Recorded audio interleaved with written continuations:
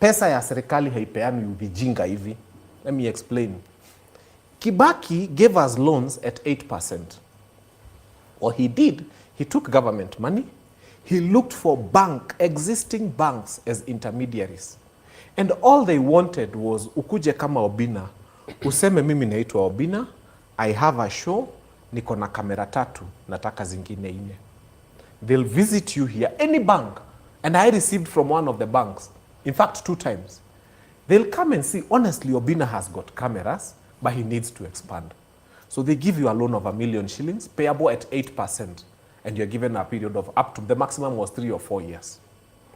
Now that is empowering young people. Why? Because the person who consumes public money pays for it.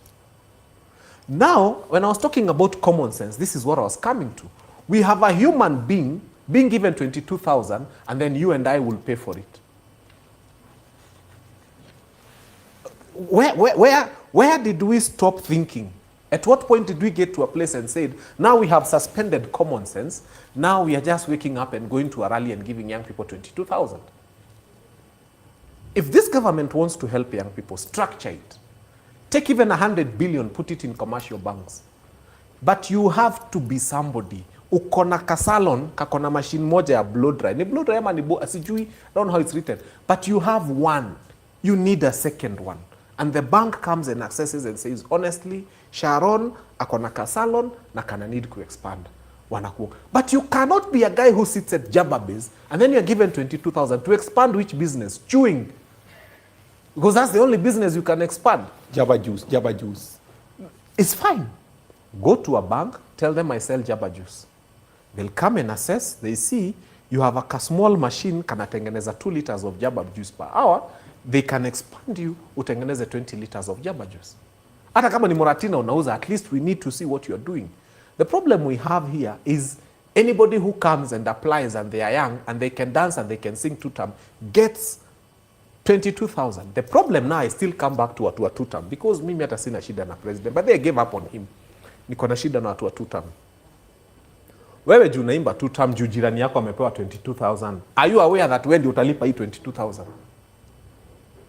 Na ulimuona mahali alipeleka. Sasa mtu asipige sherehe na 22,000 imekuja Mungu leta. Tulisema the day we are going to start reintroducing common sense back into the things we do, this country will move forward.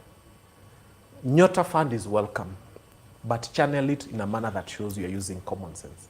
We want a baba to come and say, niko na machine 2 za kunyoa, sina sink, na sina hii, na sina hii. Even the Bible says those who have will be given. So that who mwenye ame-expand kinyozi, I employ mtu wa Jababes amulete hapa. But always toka kwa mtu akona biashara umnyime pesa, uende kwa yule anachu miraa pale umpatie pesa. I thank God I'm from Mount Kenya. The bulk of some of this money has gone to Meru, which is good. Our Meru people are happy. But then what next? What next? What do you think the other guys are doing right that is not being done in the national space? For example, Kiharu. Education right now, 500 bob for all secondary schools.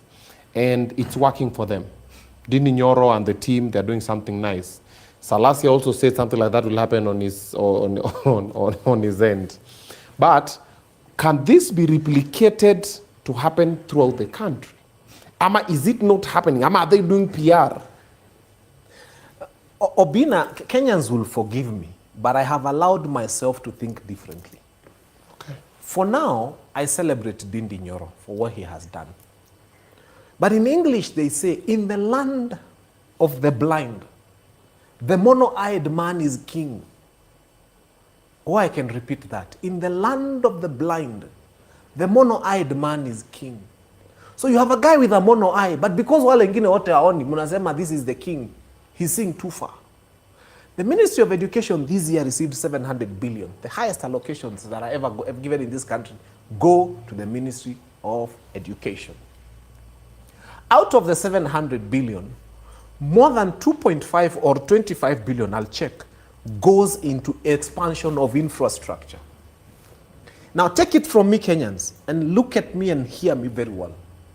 The MP who builds the highest number of classrooms He's not the brightest. He's just the mono-eyed man in the land of the blind. Because the question should be, what is his role in parliament? What is the role of my MP KJ? Legislation and oversight. The first question he should be asking the Minister for Education, wait the heaven a minute. This money given to the Ministry of Education for expansion of infrastructure, ni ngapi imekuja kwangu Dagoretti South? Sasa hii ujinga ya mimi kujenga classrooms, nasema NGCDF, fanya mambo KINUTHIA, build, nonsense. The law as it exists, we have enough structures. We have engineers. We have everything that government needs. All we need to do is, again, vote common sense into parliament. So that when I go to parliament, I say, $1 billion, Kaki Kenyans, $1 billion is 1,000 millions. You take 1,000, 1,000, 1,000. You know, 1 million, you arrange 1,000 times. That's $1 billion. To build one classroom in Kenya is about 1 million shillings. So 1 billion is 1,000 classrooms. So when the Ministry of Education is given 2.5 billion for infrastructure expansion, each billion is 1,000 classrooms. So by the time you're getting to 2.5 billion, you have 25,000 classrooms. Now show me 25,000 classrooms. Kila MP anakuja kuambia nimejenga na CDF. Why were you building na CDF? Because you failed as a member. And ndio maana nasema hii CDF itolewe. You have failed as a member of parliament to push this government to use that which has been allocated to your constituency for your people. They come and say nimepeana bursary. Let me tell you, kama watu wa Dagoretti wananichagua nipeane bursary, afadhali hata nisichaguliwe. A monkey can give bursaries. Get a monkey from a tree, train a monkey to queue and dish out checks. You can do that. My friend, I am the first person to have come up with a conversation. Tulikuwa na Jeff Koinange. Nikasema MC yako na bursary. MP yako. That was me. Thank God for Senator Karongo Wathang'wa. He took it to Senate in the month of May 2024. I said it in January 2024, January 30th. If anybody has an older video, atuonyeshe. So we go, May, Karongo Wathang'wa takes it to Senate. It goes to Senate, they say, oh, we are spending about 80 billion on bursaries in this country and about 44 billion on capitation to school. On the 23rd of August, 2024, the Speaker of the National Assembly, Moses Wetangula, says, wait a minute, can we create a committee to discuss this issue of MCA on a bursary? In fact, he was quoting me word for word. I thank God. Fast forward, 30th of April 2025, yes, the Speaker of the National Assembly creates a committee in Parliament, mpaka leo iko, headed by Junet Mohammed, to discuss Fanya Mambo's idea. How do we make education free in Kenya? We discover we are spending 106 billion in bursaries and we are spending 25 to 45 billion on capitation to schools. Now the conversation is national. I hear it everywhere I go. And what do we want to do? Take common sense to parliament. Because if I am Fanya Mambo, I don't want to give checks in Dagoretti South. I want to make education free. Nikupatia check, unaniuliza hii check nitapeleka wapi na shule ni free. And the money is there. Explain to me why we are spending 44 billion on capitation to schools and spending 106 billion on bursaries. Kenya is okay. Kenya just needs to remove fools from spaces of leadership. Complete.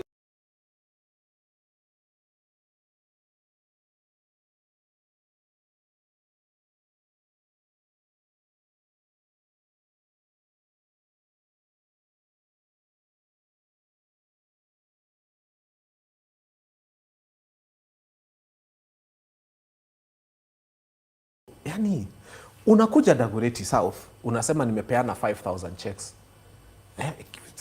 And people clap for you. And I see foolishness. If you go to any bank today, the check processing fee of any check is 120 shillings. Kidogo. Nikikupea check. Kidogo to Davido. Yeah. What's happening? What's the issue? My political enemies. Wametumana huku. So you are saying, you come as an MP, and that's why some of these people need to be removed from, you know, the virtual space, because very many Kenyans are watching them and they are seeing foolishness. Honestly, there's no better word. Umesema nimepeana 5,000 checks to 5,000 parents, so they are happy, they'll take their children to school. What you've done is you've wasted public money. Because 5,000 checks, each check ukienda any bank, the cost of processing a check is 120 shillings. But So that if you give him a check of 5,000, atakatwa 120 check processing. watu wamewazunguka can mean two things. In a constituency where you've given true that, 5,000 true checks, that. it's so